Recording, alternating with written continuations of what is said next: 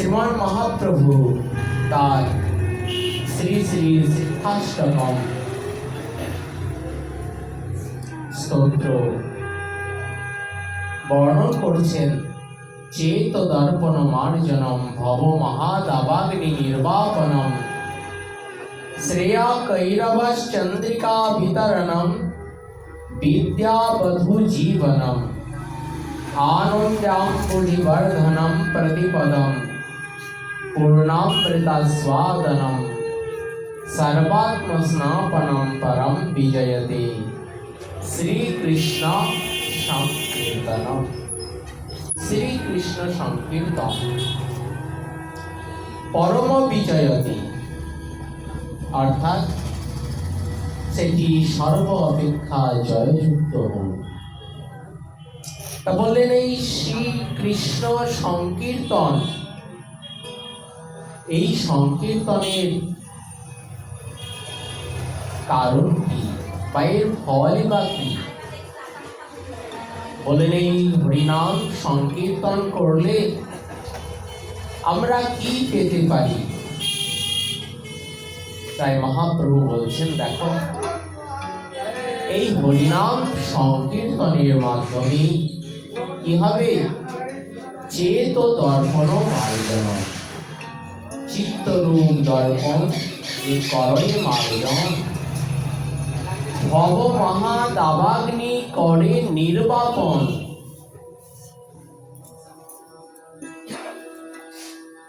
চিত্তরূপ যে দর্পণ আছে, যে দর্পণে আমাদের চেতনা পরিস্ফুট হয়ে থাকে, তাই বললেন চিত্তরূপ দর্পণ যে করে মার্জন। মার্জন করছেন কিসের দ্বারা? বললেন এই হরিনাম সংকীর্তনের দ্বারা। বললেন স্বাভাবিকভাবে এই যে চিত্তটি কি হয়েছে না মলিনতা প্রাপ্ত হয়েছে। কিসের নিমিত্ত মলিন হয়েছে? কারণ ভগবত অংশ যে জীব আত্মা স্বরূপ, সেই জীবাত্মার যে নিত্য স্বরূপ, জীবাত্মা নিত্য কৃষ্ণ দাস। মহাপ্রভু সনাতন শিক্ষা বলেছেন সনাতন গোস্বামীপাদকে। সনাতন গোস্বামীপাদ যখন প্রশ্ন করলেন যে প্রভু আমি কে, আমার মূল পরিচয় কি, এবং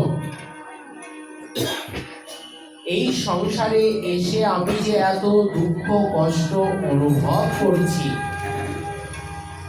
এর কারণই বা কি, আর এই দুঃখ কষ্টের হাত থেকে নিষ্কৃতি পাওয়ার উপায় কি বা কি?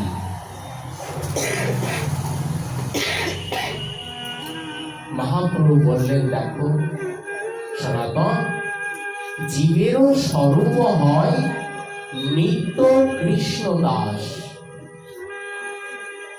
কৃষ্ণেরও তটস্থা শক্তি ভেদ ও অভেদ প্রকাশ। অর্থাৎ বললেন যে ভগবৎ স্বরূপ সচ্চিৎ আনন্দময়, ঈশ্বর পরম কৃষ্ণ সচ্চিৎ আনন্দ বিগ্রহ, অনাদির আদি গোবিন্দ সর্বকারণ কারণ, ভগবান সচ্চিৎ আনন্দময়। জীবেরও সেই রকম হৃদয়ে অবস্থান করছেন সচ্চিৎ আনন্দময়তা। বললেন জীব সব সময়তেই কি প্রয়াস করে না তার যে পূর্ব স্বরূপ, সেই স্বরূপকে ফিরে পেতে জীব সর্বদাই চেষ্টা করে যায়। বললেন জীব এসেছেন কোথা থেকে? সেই ভগবানের অন্তর থেকে জীবেরই প্রকাশ। মহাপ্রভু প্রত্যক্ষ করে না বললেও শ্রীমদ্ ভাগবত গীতায় ভগবান স্বয়ং নিজে বলছেন যে সুস্মান পাহাম বিবা, বলে দেখো আমার যে সূক্ষ্মতম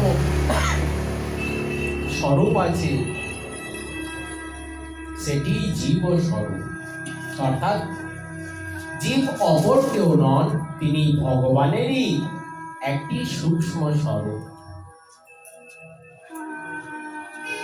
ভেদ অভেদ প্রকাশ, মহাপ্রভু এখানে জীবের স্বরূপটি প্রকাশ করে দিলেন, বললেন দেখো নিত্য কৃষ্ণ দাস জীব, কিন্তু কৃষ্ণের সঙ্গে জীবের পার্থক্য আছে, আবার সমানতাও আছে। সমানতা এখানে যে জীব হলেন সৎ জীব, আনন্দময়, কিন্তু পার্থক্য কোথায়? পার্থক্য হচ্ছেন ভগবান বিভু, অর্থাৎ বিরাট বিশাল। বললেন কত বড় সেটা আমরা সাধারণ কল্পনাতেও আনতে পারব না। ভগবান অর্জুনকে বিশ্বরূপ দর্শন করিয়েছেন, বললেন সেই বিশ্বরূপটি কার রূপ? কেবলমাত্র যে ক্ষীরোদশায়ী ভগবান নারায়ণ তারই রূপ। বলে সেই যে তিনি ভগবান বৈকুণ্ঠে অবস্থান করছেন, বৈকুণ্ঠ থেকে যখন তিনি চিন্তন করলেন যে আমি এক আছি, বহুরূপে নিজেকে প্রকাশ করব, একহম বহু শ্যাম, আমি এক আছি, এখন নিজেকে আমি বহুরূপে প্রকাশ করব। বহুরূপে প্রকাশ করতে নিজেকে বিভাজিত করলেন, বলেন অন্তরঙ্গা শক্তি, বহিরঙ্গা মায়া শক্তি, আর তটস্থা শক্তি। ভগবান যে চিন্ময় ধামে অবস্থান করছেন, তুমি একটু শোনো, বললেন দেখো চিন্ময় অংশটি অপর কেউ নয়, সেটি ভগবানের চিৎ স্বরূপ। ওই যে সচ্চিৎ আনন্দময়তা, এটি ভগবানের অন্তর থেকেই প্রতিষ্ঠিত হয়েছে, এটি ভগবানের স্বরূপ। আর বললেন বহিরঙ্গা মায়া শক্তি, এটিও ভগবানেরই শক্তি, অপর কিছু নয়। আর তার মধ্যে আছেন জীব শক্তি, তটস্থা জীব শক্তি, অর্থাৎ এই মায়ার রাজ্য এবং চিন্ময় রাজ্যের মধ্যেখানে অবস্থান করছে, যেন একটি সমুদ্র এবং সমুদ্রের একটি তট।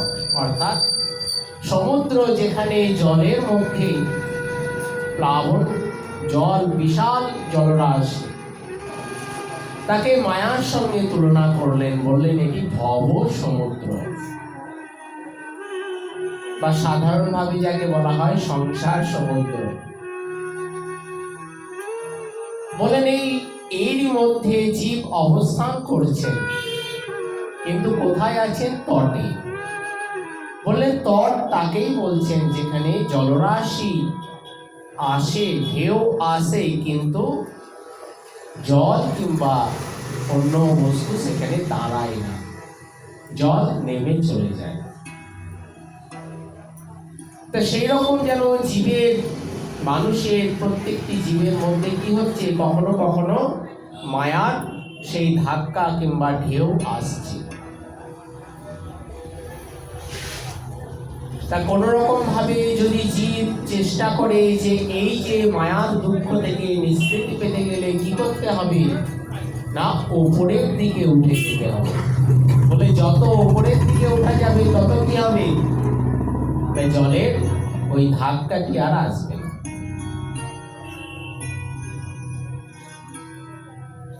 তাই বললেন মহাপ্রভু দেখো জীব ভেদ অভেদ প্রকাশ। ভগবান যেরকম বিভু, জীব যেরকম ছোট্ট সূক্ষ্ম একটি অংশ। জীব মায়ার অধীন, কিন্তু ভগবান মায়ার অধীশ্বর। জীব এর যে শক্তি সেটি কেবল কি বললেন সংকল্পাত্মিকা শক্তি। জীব কেবল ইচ্ছা করতে পারেন, যাকে সাধারণ ভাষায় ইচ্ছা শক্তি বলা হয়। তিনি সংকল্প করতে পারেন যে এটা করবো, এটা করবো বলে সেই শক্তিটি জীবকে অর্পণ করা হয়েছে। আর প্রাকৃত জগতের যে গমনাগমন সমস্ত শক্তি কি ভগবৎ শক্তি দ্বারা নিয়ন্ত্রিত হচ্ছে। তাই বললেন ভগবান তিনি বিভু বিরাট।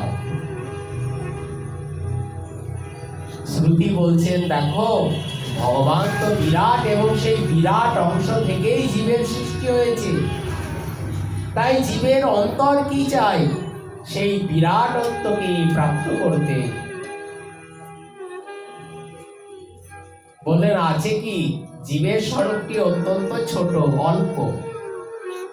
তাই শ্রুতি বলবেন যে দেখো ভূমা এব সুখম ন অল্পে সুখম অস্তি। অর্থাৎ যে বিভু ভগবৎ স্বরূপ, তাকে যদি কোনোভাবে প্রাপ্ত করা যায় তাহলে জীবের অন্তরটি শান্ত হবে। সাধারণভাবে জীব যে ছোট্ট অংশ, তার মধ্যেও সৎ চিৎ আনন্দময়তা বর্তমান আছে। কিভাবে বলেন? জীব একটি অবয়বকে ধারণ করেছে, তার একটি সত্তা আছে, এবং সত্তার সঙ্গে আর কি আছে?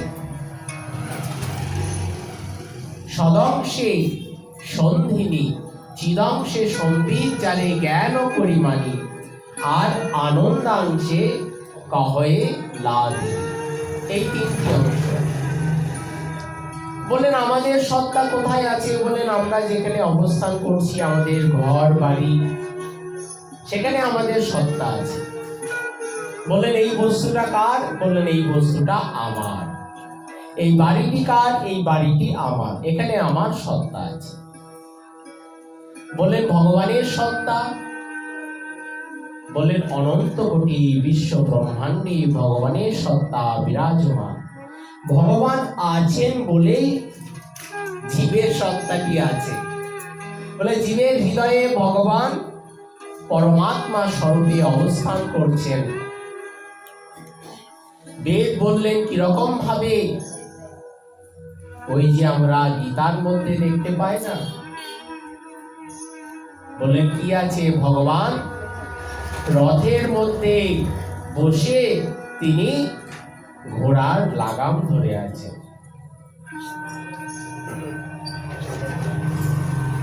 বললেন কয়টি ঘোড়া আছে?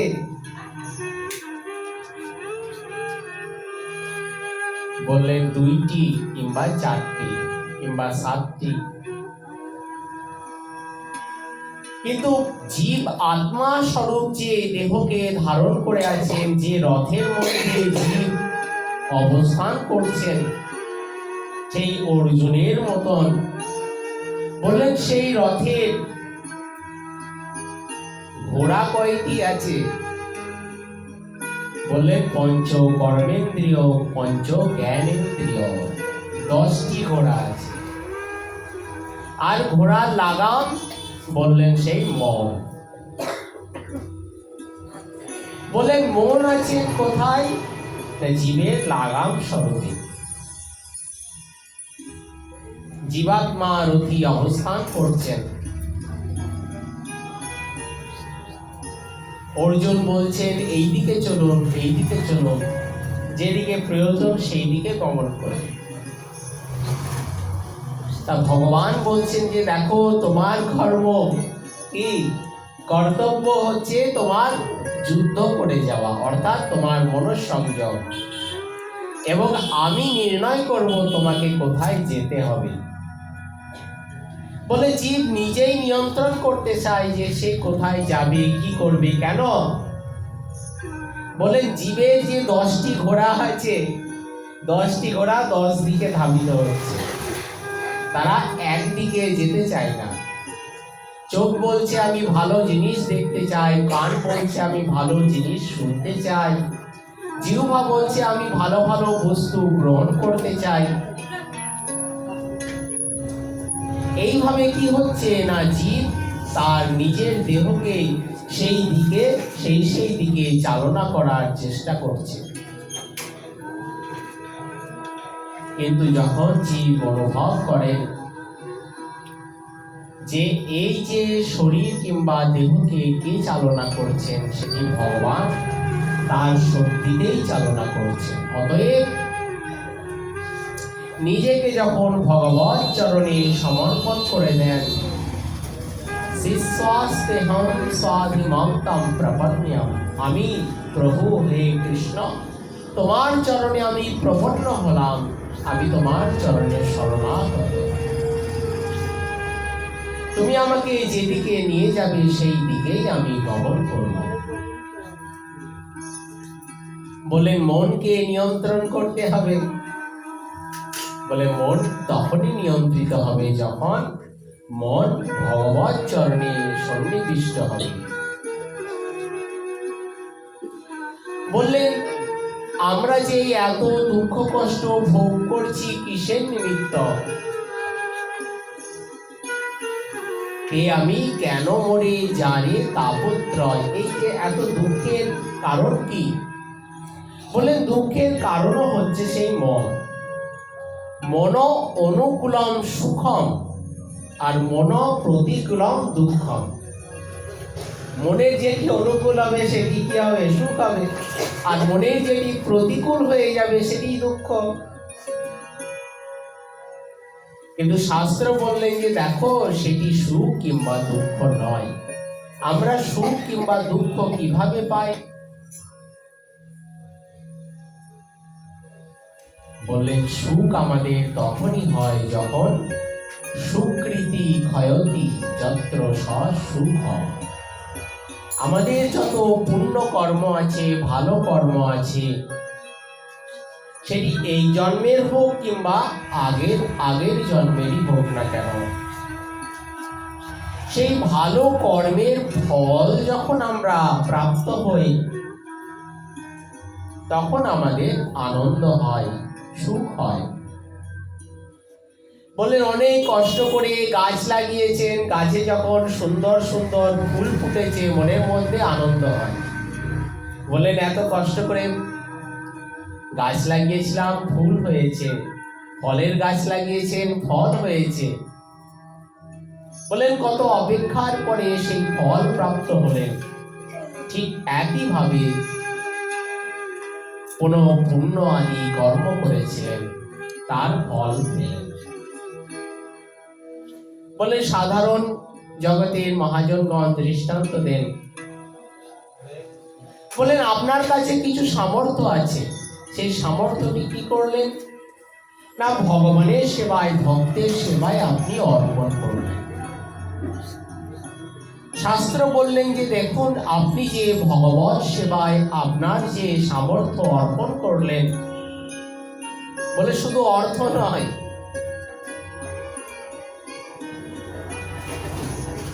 বলেন কায় মন বাক্যের দ্বারা আপনি নিজের সামর্থ্যকে অর্পণ করতে পারেন। ভগবত সেবা করছেন কিসের দ্বারা? বলে কায়ের দ্বারা, শরীরের দ্বারা, এটিও ভগবত সেবা হলো। মনের দ্বারা ভগবানের চিন্তন করছেন, স্মরণ করছেন, এটিও ভগবানের সেবা। আর বাক্যের দ্বারা আপনি ভগবানের হরিনাম সংকীর্তন করলেন, এটিও আপনার সেই ভক্তি হলো ভগবত কর্ম। বলে কিছুই করতে পারি না, তাহলে কিছু অর্থ আছে, আমি কিছু অর্থ প্রদান করলাম। বলেন আপনার কাছে থেকে সেই অর্থটি চলে গেল? বলে চলে যায় নাই, সেটি আপনার জমা থেকে গেল। ঠিক যেমন ভাবে আমরা এই জগতে কিছু অর্থ বাড়তি থাকলে সেটি আমরা একটি কোষে বা ব্যাংকে জমা করে আসি, বলে নির্দিষ্ট সময় পরে ব্যাংক আমাদেরকে কিছু বেশি অর্থ দেয়। বলে তাহলে আমরা যদি ভগবানকে কিছু অর্থ প্রদান করলাম ভগবত সেবায়, তাহলে ভগবান কি আমাদের বেশি অর্থ দেবেন?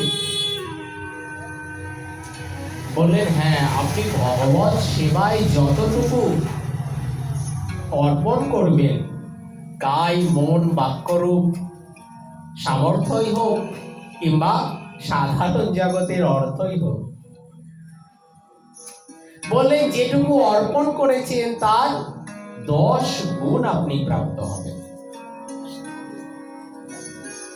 সেই জন্য মহাভারতের একটি পর্যায়ে বর্ণন করেছেন যে ব্যক্তি যত আয় করেন, যদি তার 10 ভাগের 1 ভাগ ভগবত সেবায় অর্পণ করে থাকেন, তাহলে কি হবে? তিনি যে অর্থ প্রাপ্ত করেছেন সেই অর্থই আবার তিনি প্রাপ্ত হয়ে যাবেন অতি অনায়াসে। বলে তখন কি হলো, যে অর্থ অর্পণ করেছিলাম তার 10 গুণ পেয়ে গেলাম, তখন মনের মধ্যে বড় আনন্দ হলো। বলে কি করে প্রাপ্ত হলেন আপনি নিজেও জানেন না, সাধারণ কোনো ভাবেই হোক যেভাবেই হোক আপনি পেয়ে গেলেন, মনের মধ্যে বড় আনন্দ। তাই বললেন সেটিকে বললেন সুখ হলো। আর বললেন দুঃখ তাহলে বললেন দুষ্কৃতি ক্ষয়তি যন্ত্র দুঃখ। কোন প্রকারে কোনো ভাবে সেটি কায়মন বাক্যের দ্বারাই হোক কিংবা অন্য কোনো ভাবে হোক, যদি সেটি খারাপ কর্ম হয়ে গিয়ে থাকে তাহলে তার পরিণামও কি হবে না, সেটিও খারাপ হবে। তাহলে বলেন কারো কাছ থেকে আপনি কিছু অর্থ নিয়েছিলেন কিন্তু প্রয়োজনে অর্পণ করলেন না, বলে দেখুন যত অর্থ নিয়েছিলেন ভবিষ্যতে কি হবে, শাস্ত্র বলছেন তার 10 গুণ আপনার কাছ থেকে চলে যাবে। কিভাবে যাবে আপনি নিজেও জানেন না, চুরি করে নে কিংবা হারিয়ে যাক, যেভাবেই হোক না কেন চলে যাবে। আপনার তখন কষ্ট হবে, দুঃখ হবে।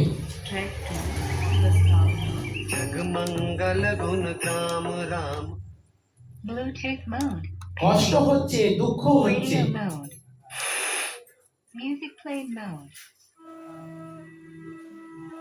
কারণ বলে ভবিষ্যতে সেটি কর্মের ফল প্রাপ্ত হলে।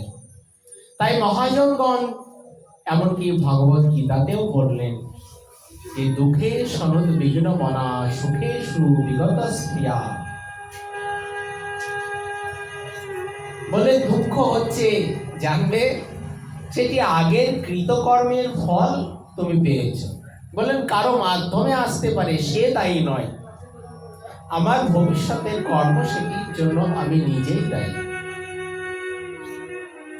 বলে একইভাবে সুখে সুবিগত স্ত্রিয়া, বলে আনন্দ হয়েছে, আনন্দের অতিশর্যে মানুষকেই মানুষ জ্ঞান করেন না। বলে খুব বড় হয়ে গেছে, বলে বড় হয়েছে তার পেছনে অনেক কারণ আছে। আপনি দীর্ঘদিন ধরে তপস্যা করছেন। প্রহ্লাদ মহারাজ, ধ্রুব মহারাজ তপস্যা করছেন। বললেন কতদিন তপস্যা করেছেন? বললেন মাত্র 5 মাস। মনের মধ্যে একটু অহংকার হয়েছে। দেবর্ষি নারদ বুঝতে পারলেন, ভগবত কৃপা যখন লাভ করলেন তারপরে আসলেন, বললেন তুমি কতদিন তপস্যা করেছো ধ্রুব? বললেন 5 মাস তপস্যা করেছি। বললেন যে না, চলো আমি তোমাকে দেখাচ্ছি। এই বলে একটি পাহাড়ের নিকট নিয়ে গেলেন। দূর থেকে দেখছেন পাহাড়টি বড় সাদা। বলে নিশ্চয় বরফ জমে আছে। বলে সাদা হয়ে গেছে, অনেক উঁচু পাহাড়, বিরাট। তা বললেন যখন একদম নিকটে গিয়ে গেলেন তখন দেখছেন আরে আরে পাহাড় তো অস্থিময়, বিরাট পাহাড়। বললেন এই অস্থি কার অস্থি, আর কেই বা জমা করেছে? বললেন যে ধ্রুব, তুমি যত জন্ম ধরে ভগবানের আরাধনা করেছ, বলে তোমার সমস্ত অস্থি এখানে জমা করা আছে। বলে কত যুগ ধরে, কত দিন ধরে যে তুমি ভগবান আরাধনা করেছো, কত জন্ম ধরে, তার কোনো নিয়ন্ত্রণ নেই। তাই বলেন এই জন্মে তুমি মাত্র 5 মাস আরাধনা করলে ভগবানের, ভগবান কৃপা করে তোমাকে দর্শন দিলেন, আশীর্বাদ দিলেন। বলেন এই 5 মাসের জন্য নয়, বলে জন্ম জন্ম ধরে তুমি ভগবান আরাধনা করেছো, সেই নিমিত্তই তুমি ভগবানের দর্শন লাভ করবে। বলে তাই? আশ্চর্য হয়ে গেলেন। বলে এটাও কি সম্ভব? বললেন যে হ্যাঁ, এটি সম্ভব। বলে সাধারণ জগতে মানুষ যে কর্ম আদি করেন, সেই কর্মের ফল তিনি প্রাপ্ত হন।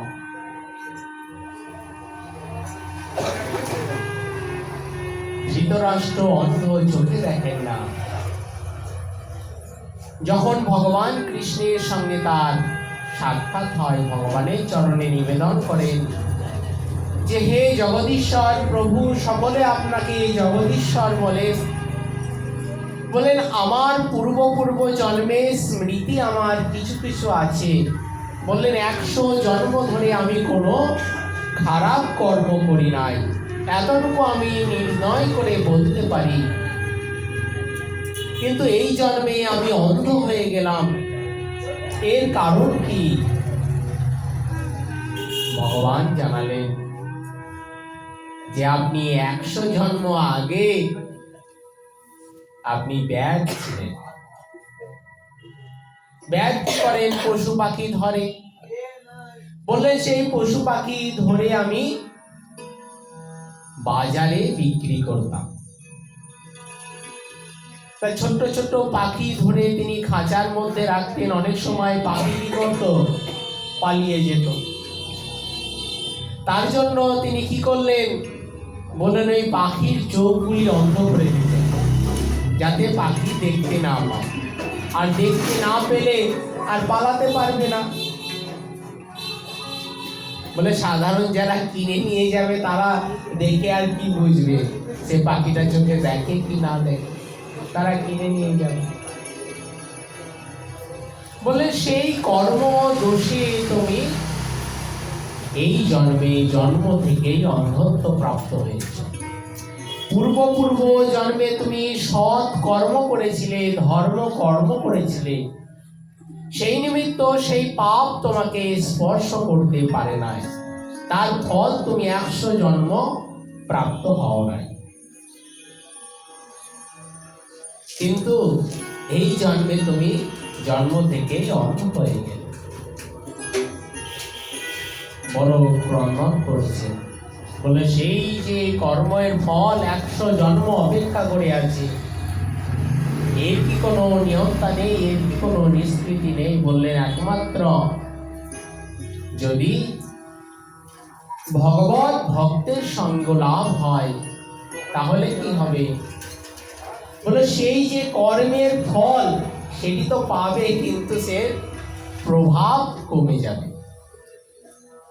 অনেক কমে যাবে। তার এখানে আর সেটি স্পর্শ করতে পারবে না। বললেন এক শিষ্য, তিনি হরিনাম করছেন, হরিনাম জপ করছেন। আমাদের গৌড়ীয় বৈষ্ণব জীবনীতে বর্ণন করেছেন, একটি বৃক্ষ তলায় বসে ভগবানের নাম জপ করছেন। হঠাৎ যেন চারিদিক অন্ধকারাচ্ছন্ন হতে লাগলো। তিনি অনুভব করতে পারছেন না, ধোঁয়ার মতন হয়ে গেল চারিদিক। তিনি চতুর্দিকে দেখছেন, লক্ষ্য করছেন। হঠাৎ অনুভব হলো কেউ যেন ধোঁয়ার মতন তার চারিদিকে ঘুরছে। অনেকক্ষণ পর তার জানার বড় আগ্রহ হলো এটা কেন হচ্ছে? এরকম তো কোনোদিন হয় না। বলে নিশ্চয় কোনো অশরীরী জীব সেখানে অপেক্ষা করছে। বলেন তুমি কে, আর কেনই বা তুমি আমাকে গ্রহণ করতে চাও? বললেন আমি অপর কেউ নন, আমি হচ্ছি কুষ্ঠ ব্যাধি। বলে তুমি এসেছো? বলেন হ্যাঁ, আপনার কর্মফল আপনাকে গ্রহণ করতে হবে। তাহলে গ্রহণ করো। বলেন আমি আপনাকে স্পর্শ করতে পারছি না। বললেন কেন? ওই যে আপনি হরিনাম করছেন, ওই ভগবানের নাম আপনি কীর্তন করছেন, সেই নিমিত্ত আমি আপনাকে স্পর্শ করতে পারছি না। তাহলে বলেন আপনি আপনার এই হরিনাম জপ কি রেখে দেন, তাহলে আমি আপনাকে স্পর্শ করব। বললেন দেখো বাবু, আমি তো শুধু হরিনাম করি না, ভগবত আরাধনা করি, ভগবানের সেবা করি, গুরুদেবের সেবা করি। তাহলে আমি যদি এই কুষ্ঠ ব্যাধি তোমাকে গ্রহণ করি, তাহলে আমি সেই কর্মাদি করবো কিভাবে? সেগুলি তো আমি করতে পারবো না, আর এই হরিনাম আমি ছাড়তে পারবো না। বলে তাহলে উপায় কি হবে? বললেন একটি উপায় আছে, আপনি সময় নির্ণয় করে দেন, সেই সময়ে আমি আসবো আপনার কাছে।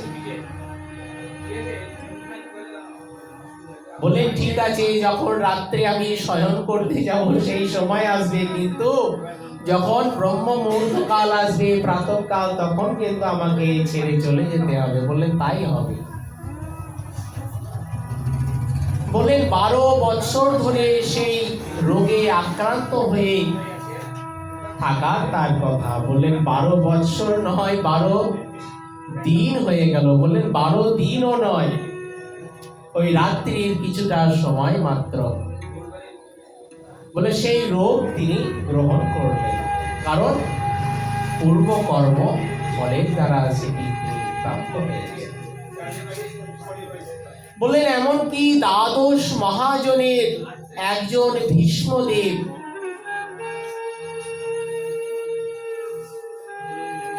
স্বয়ম্ভু, শম্ভু, নারদ, কুমার, কপিল, মনু, প্রহ্লাদ, জনক, ভীষ্ম, বলির বৈয়া, সখীর বয়ন। কে বলছেন? বললেন সেই যমরাজ, যিনি ধর্মরাজ, তিনি বলছেন। বললেন কাদেরকে? তার অনুচরগণ, যারা যমদূত, তাদেরকে বলছেন। বললেন দেখো, এই সেই ধর্মের প্রণেতা বা ধর্ম, ভগবত ধর্ম সম্বন্ধে জানেন এই 12 জন আমরা আছি। বলে সেই ভীষ্মদেব তিনিও সরসজ্জায় শয়ন করে আছেন। বললেন কতদিন ছিলেন? বললেন প্রায় 48 দিনের মতো। বলে তার অঙ্গে স্বর বিদ্ধ হয়ে আছে, অসংখ্য স্বর। এতদিন জীবিত আছেন। বললেন এরকম কেন হলো?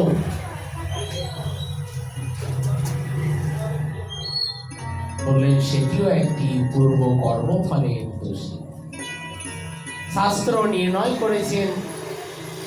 বললেন একদিন কোন জন্মে তিনি পথ দিয়ে গমন করছিলেন, পথের মধ্যে একটি বিষধর সর্প যাচ্ছে। তা ঘোড়ায় চড়ে চলেছিলেন, ঘোড়া আর যাচ্ছে না, রথ এগাচ্ছে না। কি করবেন? ঘোড়া সাপকে ডিঙিয়ে যেতে ভয় পাচ্ছে, যদি কামড়িয়ে দেয়। তা তিনি ঘোড়া থেকে, রথ থেকে নেমে তিনি তার ধনুকের দ্বারা সেই সাপটিকে তুলে পাশের পথের পাশে জঙ্গলের মধ্যে ফেলে দিলেন। তিনি ফেলে দিলেন ঠিকই, কিন্তু দেখলেন না যে সেই সাপটি কোথায় গিয়ে পড়লো। সেই সাপটি গিয়ে পড়েছে একটি কাঁটা গাছের মধ্যে, এবং সাপের কোনো হাত পা থাকে না। বলে হাত পা দিয়ে সরিয়ে সে যাবে, তার কোনো উপায় নেই।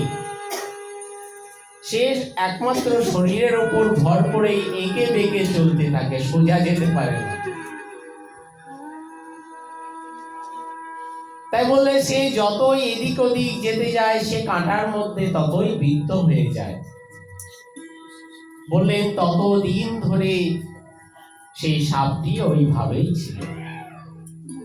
বললে সাপ না খেয়ে না ঘুমিয়ে দীর্ঘদিন বেঁচে থাকতে পারে।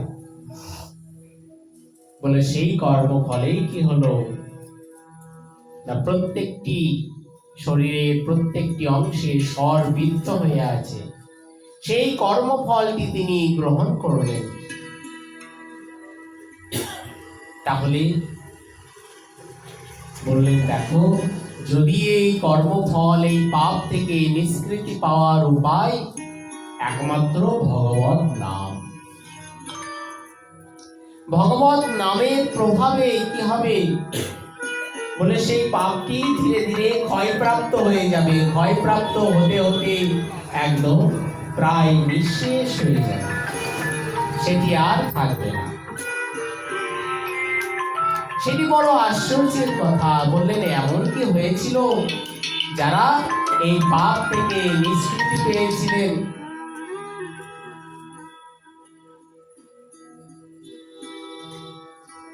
বললেন এমন একজন পাপী ছিলেন যার নাম অজামিল। তিনি ব্রাহ্মণ বংশে জন্মগ্রহণ করেও কর্মদোষে, অসৎ সঙ্গের প্রভাবে তার মতিটি বিভ্রম হয়ে যায়, অসৎ কর্মে লিপ্ত হয়ে যায়। বলে যে সৎ ব্রাহ্মণ ছিলেন, তিনি তার কর্মকে ত্যাগ করে চুরি ডাকাতি আদি কর্মে নিজেকে নিয়োজিত করে দেন। অসৎ প্রকৃতি তার, সৎ প্রকৃতি নয়। কিন্তু যার যখন মৃত্যুর সময় আসে, যমদূতগণ তাকে নিয়ে যেতে এসেছে, তিনজন যমদূত এসেছেন। বললেন দেখো, কায়, মন এবং বাক্যের দ্বারা সে পাপ কর্ম আদি করেছে, তাই তার নিমিত্ত তিনজন যমদূত এসেছে। কিন্তু দৈববশে তার একটি ছোট্ট সন্তান ছিল, যার নাম নারায়ণ। যখন তিনি কাতর ভাবে সেই যমদূতগণকে দেখে ভয়ে ভীত হয়ে নারায়ণ সেই পুত্রকে আহ্বান করেছেন। বলে নারায়ণ আয়, নারায়ণ আয়, দেখ কারা আমাকে ধরে নিয়ে যাচ্ছে। ভয়ে কাতর স্বরে আহ্বান করছেন নারায়ণকে। বলে তার ছোট্ট ছেলে, সে কি আর বোঝে, সেই ক্ষীণ কণ্ঠস্বর তার কর্ণে আসেও নাই। কিন্তু তার সেই ধ্বনি কতদূর গিয়েছেন, বললেন বৈকুণ্ঠ লোকে পৌঁছে গিয়েছে। বললেন বাবা নারায়ণ আয়, বাবা নারায়ণ আয়, আমাকে বাঁচা, দেখ কারা আমাকে ধরে নিয়ে যাচ্ছে। বলে নারায়ণ কার নাম? নারায়ণ বলে বৈকুণ্ঠের অধিপতি, তিনি জগদীশ্বর। বললেন যাও যাও, তাড়াতাড়ি যাও। চারজন দূতকে প্রেরণ করলেন, তারা তাড়াতাড়ি গিয়ে তাকে রক্ষা করছেন। যমদূতগণকে নিষেধ করলেন, বললেন তোমরা এই ব্যক্তিকে কেন নিয়ে যাচ্ছ? বললেন এই অনেক পাপ কর্ম আদি করেছে, তার জন্য আমরা একে ধরে নিয়ে যাব যমালয়ে। যমালয়ে গিয়ে এর পাপের প্রায়শ্চিত্ত করা হবে। বলে জীব যত পাপ কর্ম আদি করে, বলে যমালয়ে গিয়ে কি হয়, বলে সেই কর্মের ফল অনুরূপ তাকে শাস্তি পেতে হয়। এবং যখন সে সেই শাস্তি ভোগ করে, তার পূর্ব স্মৃতি থাকে সে কেন সেই কর্মটি করেছিল।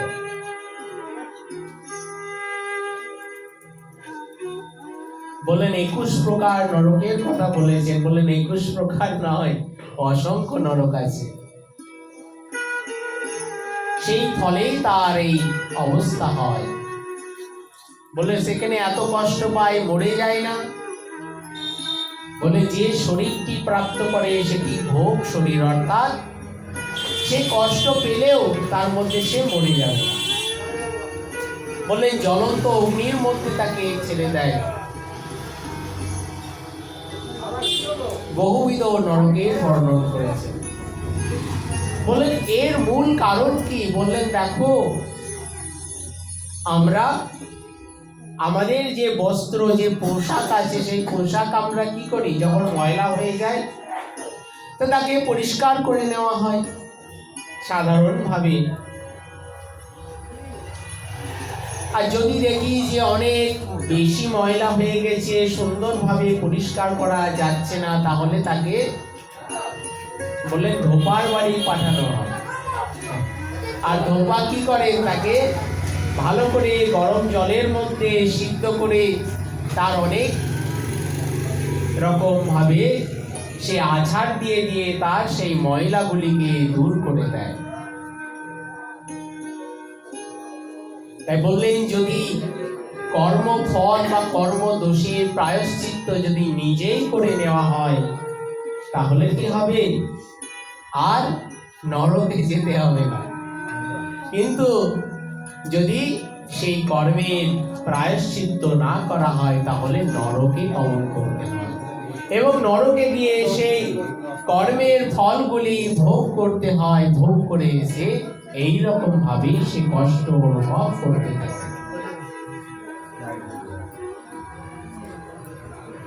চারজন যমদূত, এই তিনজন যমদূত তারা ভয়ে ভীত হয়ে গেছে।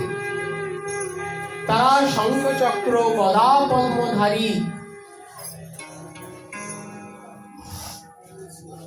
চলে আসলেন কার কাছে? বললেন সেই ধর্মরাজের নিকটে। ধর্মরাজকে জানালেন, বললেন সেই অজামিল এত পাপ করেছে, কিন্তু কি যেন একজনের নাম বললেন, বললেন নারায়ণ নারায়ণ।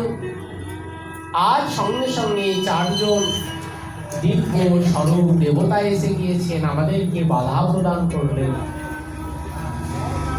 আমরা তাদের দেখে ভয়ে পালায়ন করলাম।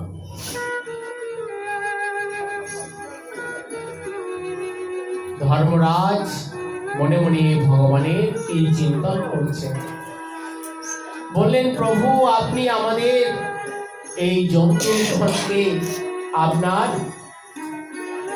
তাদের ক্ষমা করে দেন। তারা তো জানে না, তারা আপনার মহিমা জানে না, তাদের আপনি ক্ষমা করে দেন। তাদের দোষ তো আমারই দোষ, আমি তো পাঠিয়েছি, আমিও জানি না সে কেন কিভাবে অবস্থায় আছে। বললেন সেই যমদূতগণ বললেন দেখুন, তারা তো প্রায়শ্চিত্ত করে নাই। তা তারা বললেন যে প্রায়শ্চিত্ত তো এইমাত্র করলেন। বললেন কিভাবে? ওই যে তোমরা শুনলে না, ভগবানের নাম করলেন, কি নারায়ণ বললেন। বললেন দেখো, যে নাম তোমরা উচ্চারণ করলে দ্বিতীয়বার উচ্চারণ করো না, মনে মনে জপ করে যাও, তাতেও তোমাদের কল্যাণ হবে। কিন্তু যদি এই নাম একবার কোনো এই নরকের কেউ শুনে নেয়, তাহলে কি হবে? সে আর নরকে থাকবে না, সে নরক থেকে উদ্ধার হয়ে চলে যাবে। বললেন তাহলে আপনি আমাদের কৃপা করে বলে দেন যে কাদের কাদের আমরা নিয়ে আসব, আর কারাই বা এই জমালয়ে এসে শাস্তি ভোগ করবে। বললেন দেখো,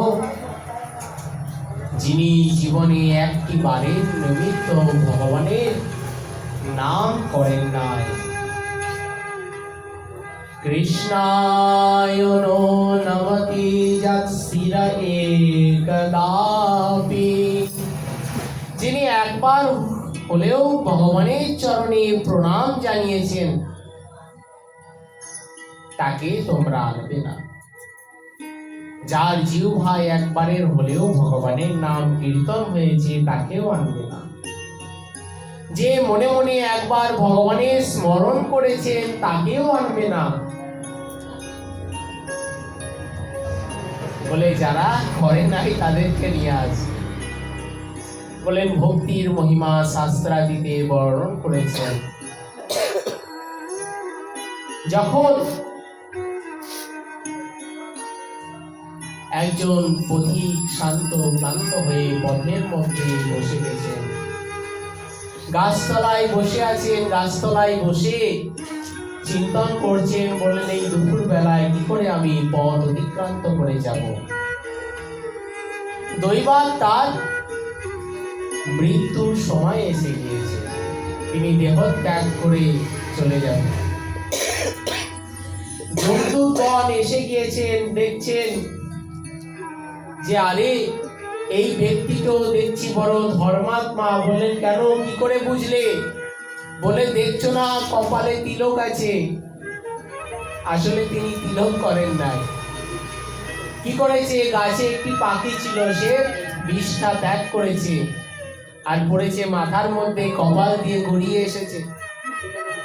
দেখে মনে হচ্ছে তিলক করেছে, বলে একে নিয়ে যাওয়া যাবে না, এ তো তিলক করে আছে, এ তো ভক্ত বৈষ্ণব, বলে পালিয়ে চলো। বলে সেই অজামিল যখন শুনলেন এই ভক্তির কথা, মহিমার কথা, বললেন আরে আমি তো পুত্রকে দেখেছি, ভগবানকে তো ডাকি নাই, আর এই ভগবানের নামের মহিমা তো আমি আগে জানতাম না। চারজন যমদূত তারা বললেন হে অজামিল, তুমি মৃত্যুর হাত থেকে নিষ্কৃতি লাভ করেছো, কিন্তু এখনো তোমার সেই স্বীকৃতি তুমি লাভ করতে পারো নাই, যে স্বীকৃতির প্রভাবে তুমি ভগবানের সেই দিব্য ধামে গমন করতে পারবে।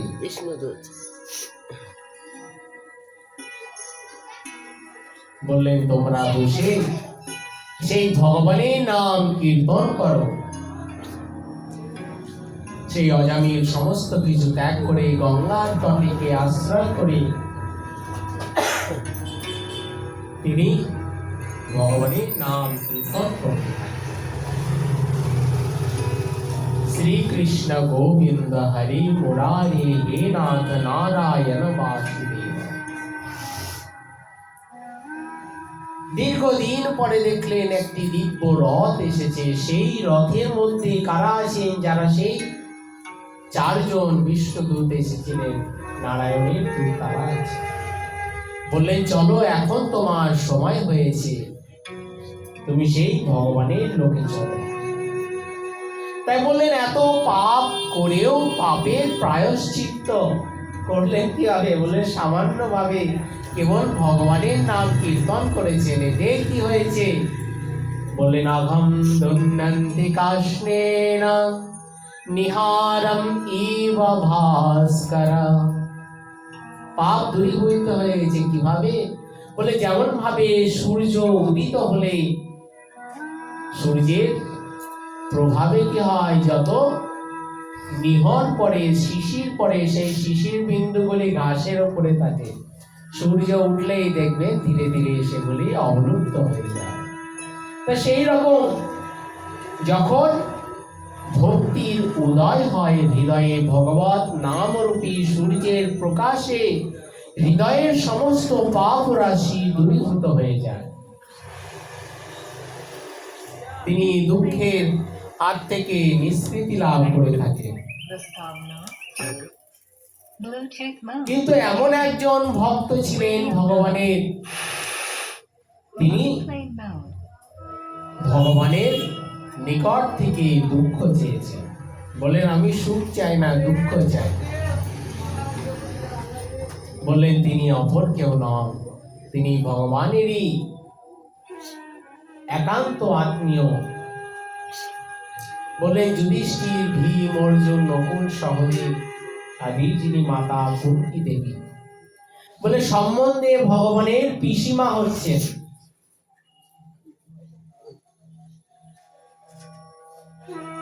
তার রাজা হয়েছেন মহারাজ যুধিষ্ঠির। তিনি রাজ সিংহাসনে বসেছেন, কত আনন্দ, কত উৎসব। এমন সময় ভগবান শ্রীকৃষ্ণ এসেছেন। বললেন জ্যেষ্ঠ সব থেকে বড় কে? কুন্তী দেবী। তাই তার নিকটেই প্রথমে এসে প্রার্থনা জানাচ্ছেন। বলেন অনেক দিন তো এসেছি, কিন্তু এই দ্বারকা ভূমি সেখানে গমন করা প্রয়োজন। তাই হে পিসিমা, আপনি আমাকে আজ্ঞা দিন, আমি সেই দ্বারকা ভূমিতে গমন করি, দ্বারকায়।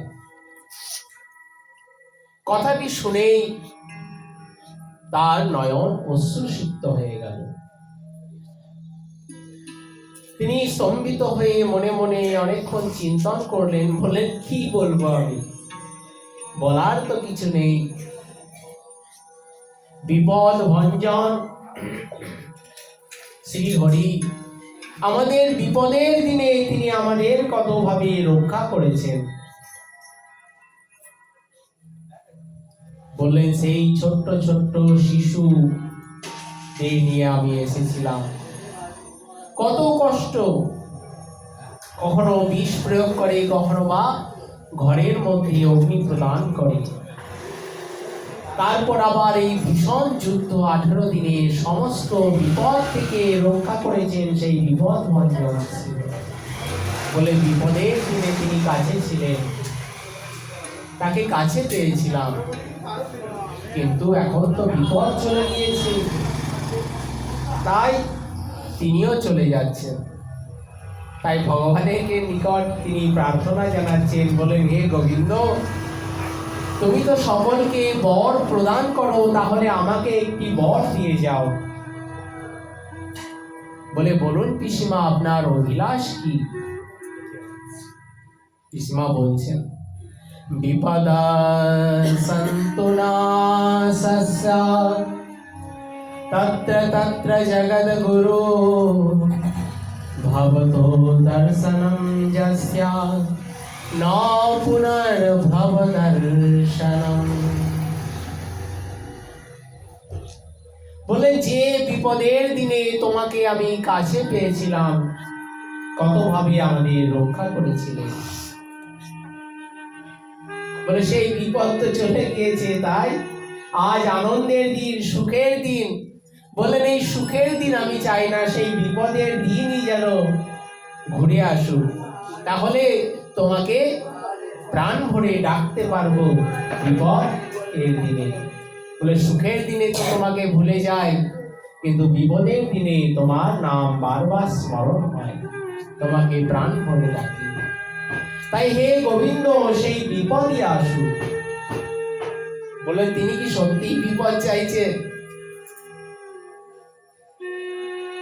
কৃষ্ণ বলছেন পিসিমা, তুমি হয়তো বলছিলে যে বিপদ নয় সম্পদ চাই, কিন্তু ভুল করে হয়তো বিপদ বলে ফেলেছো। বললেন না না, আমি ঠিকই বলেছি। বললেন আমি বিপদই চাই। বললেন কেন? মহাজনগণ বলছেন কুন্তী দেবী প্রকৃতপক্ষে বিপদ চান নাই, তিনি প্রকৃত সম্পদই চেয়েছেন। বলেন আমরা অনুভব করতে পারি না প্রাকৃত জগতের বৈভব সম্পদকে, আমরা সুখের আকর বলে জানি, কিন্তু ভগবত স্মৃতি, ভগবত নাম, ভগবত ভক্তি, এটি হচ্ছে প্রকৃত সুখ বা আনন্দের কারণ। বিপদা নৈব বিপদা সম্পদা নৈব সম্পদা বিপদ বিস্মরণম বিষ্ণু সম্পন্নারায়ণা স্মৃতি। বলেন এই জগতের বিপদ সেটি বিপদ নয়, আর এই জগতের সম্পদ সেটিও সম্পদ নয়। তাহলে বিপদ কোনটি? বলে যেদিন আমরা ভগবানকে ভুলে যাই। মেঘাচ্ছন্ন দিন নহে তো কভু দুর্দিন, কৃষ্ণ কথা বিহীন দিন তাহে কহে তো দুর্দিন। তাই বললেন দেখো বিপদ কি? বিস্মরণম বিষ্ণু, যেদিন আমরা ভগবানকে ভুলে গিয়েছি, কৃষ্ণ ভুলি সেই জীব অনাদি বহির্মুখ, অতএব মায়া তারে দেয় সংসার দুঃখ। কভু স্বর্গে উঠায়, কভু নরকে ডোবায়, দণ্ডী জনে রাজা যেন নদীতে ডোবায়। বললেন অপরাধী ব্যক্তিকে শাস্তি দিয়েছেন রাজা, বললেন যাও একে নদীর জলের মধ্যে ডুবিয়ে ধরবে। যখন সে প্রাণের উৎকণ্ঠায় ছটফট করবে, তাকে জলের উপরে তুলবে, জিজ্ঞাসা করবে এই অপকর্ম কি আর করবে? বললেন না না, আর করব না, কোনোদিন করব না। বলে যদি করো তাহলে আবার তোমাকে এই জলের মধ্যে ডোবানো হবে। বলে আবার জলের মধ্যে তাকে ডোবানো। তাই বলছেন মায়াদেবী যেন জীবকে শাসন করছেন, কখনো দুঃখের সমুদ্রের মধ্যে ডুবে যাচ্ছে জীব, উৎকণ্ঠায় কাতর হয়ে প্রার্থনা জানাচ্ছে। কিন্তু যখন দুঃখ চলে যাচ্ছে, বলে যে জলের ওপর থেকে উঠেছে, জলের মধ্যে থেকে বলে শ্বাস পেয়েছে, এতক্ষণ তো জলের নিচে শ্বাস নিতে পারছিল না, বড় কষ্ট হচ্ছিল, বলে শ্বাস পেয়েছে, জলের উপরে উঠেছে। বলে কি আনন্দ! কেন? বলে আনন্দ পাও নয়, বলে দেখো যে দুঃখটা ছিল সেই দুঃখটা চলে গিয়েছে মাত্র। বললেন ঘর ছিল না, বাড়ি ছিল না, একটি ঘর হয়েছে, বাড়ি হয়েছে, বলে আনন্দ হয়েছে। বলে আনন্দ হয়নি, ঘর বাড়ি না থাকার জন্য যে দুঃখটা ছিল সেই দুঃখটা চলে গিয়েছে, এখন সেই দুঃখটা নেই। বলে পথ দিয়ে চলছিলে, পায়ে কাঁটা ঢুকে গেছে, কষ্ট হচ্ছিল, কাঁটাটি বার করে দিয়েছে, ওষুধ দেওয়া হয়েছে, কষ্ট হচ্ছে না। আনন্দ হয়েছে? বলে আনন্দ হয় নাই, বলে কষ্টের হাত থেকে নিষ্কৃতি লাভ করেছে মাত্র।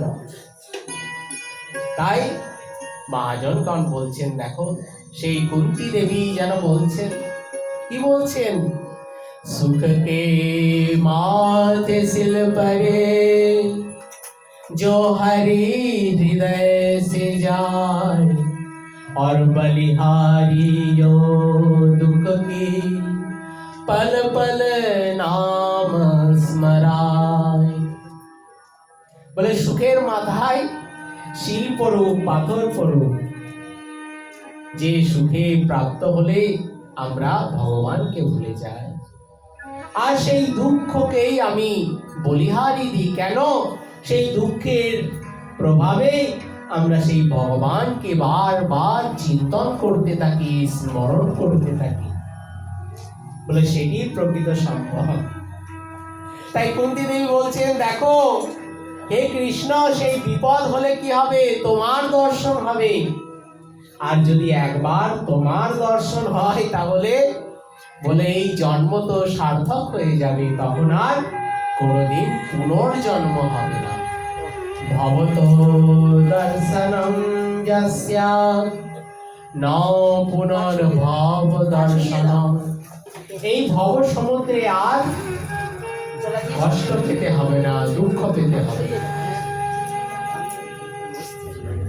কেবলমাত্র সেই ভগবানের নামের প্রভাবে, ভগবত নাম স্মরণের প্রভাবে। বলেন ভগবত ভক্ত, তার প্রকৃতি বড় সুন্দর, বড় আনন্দময়। বলে সেই আনন্দময়কে যারা হৃদয়ে ধারণ করেছেন তারাই আনন্দকে অনুভব করেছেন। বললেন তাহলে এত দুঃখ কষ্টের হাত থেকে নিষ্কৃতি পাওয়ার উপায়টি কি? মহাপ্রভু বললেন, সাধু শাস্ত্র কৃপায় যদি কৃষ্ণ উন্মুখ হয়, সেই জীব নিস্তারে মায়া তাহারে ছাড়য়। সাধু শাস্ত্র কৃপায় যদি কৃষ্ণ উন্মুখ হয়, বললেন এখন আমরা কি না ভগবানকে ভুলে যাই, ভগবানকে ভুলে থাকি, যে কারণে কি হয়, আমরা নিজেরা নিজেকে ভুলে গিয়েছি।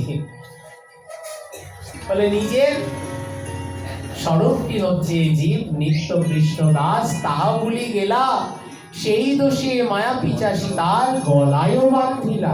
এখানে বসো, দুবো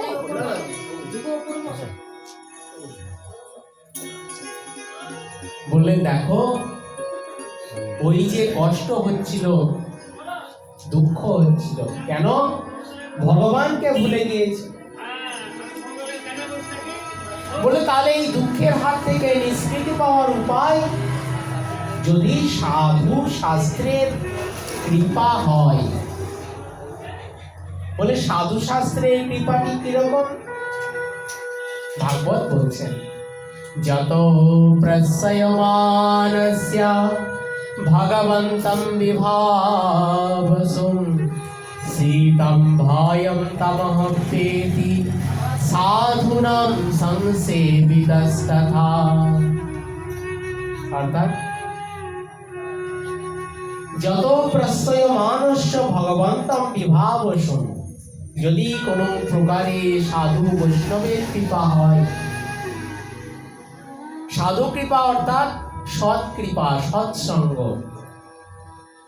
সতাম প্রসঙ্গাম মম বীর্য সম্বিদো ভবন্তি হৃৎকর্ণ রসায়না কথা তজ্জো সনাদাসু অপবর্গ ভরতমণি শ্রদ্ধা রতির ভক্তির অনুপ্রবেশতি। সৎসঙ্গ, সৎসঙ্গের প্রভাবে কি হয়? সাধু সঙ্গ সর্বশাস্ত্রে কয়, লবমাত্র সাধু সঙ্গে সর্বসিদ্ধি হয়। তাই ভাগবত বললেন দেখো, বললেন কোন বনের মধ্যে দিয়ে চলেছেন কোন এক ব্যক্তি, রাত্রির হয়ে গেছে, অন্ধকার, আর এই শীতের সময় ঠান্ডা লাগছে, কষ্ট হচ্ছে, চলেছেন পথ দিয়ে। তার ভয় হচ্ছে বনের পথে যদি কোনো পশু আক্রমণ করে এই অন্ধকারের মধ্যে, তাহলে কি হবে, উপায় কি হবে? বড় চিন্তান্বিত ছিলেন। বললেন যেন কেউ তার অন্তর থেকে প্রেরণা জাগালেন, বললেন আপনি অগ্নি প্রজ্বলন করুন। দেখলেন কিছুটা দূরে কয়েকজন সাধু মহাত্মা তারা বসে আছেন, তারা অগ্নি প্রজ্বলন করেছেন। সেই আলো দেখে সেই দিকে এগিয়ে গেলেন। তিনিও অগ্নির নিকটে যখন পৌঁছালেন, কি হলো? বললেন তার হৃদয়ের মধ্যে যে অন্ধকার ছিল, সেই অন্ধকার দূরীভূত হয়ে গেছে। চারিদিকে দেখছেন প্রকাশ উত্থিত হয়েছে। বলে হৃদয়ের মধ্যে যে ভয় ছিল, সেই ভয়ও চলে গেছে। কারণ যেখানে আগুন জ্বলে সেখানে বনের পশুরা সহজে আসে না, আগুন দেখলে তারা ভয় পায়।